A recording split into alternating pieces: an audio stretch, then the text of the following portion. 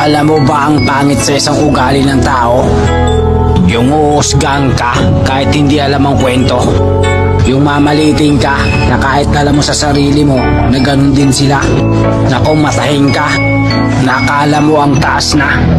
Payo ko lang sa'yo kaibigan, huwag mo nang ugaliin ang ugali nila. Dahil hindi sa taas ng edukasyon nasusukat ang pagkatao.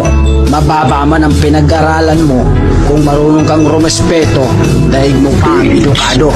Huwag kang matakot ipaunawa, dahil ang pagiging mabuting tao mo may hangganan. At iparamdam mo sa kanila na marunong ka rin tumabla ng mga plastic at toxic na tao.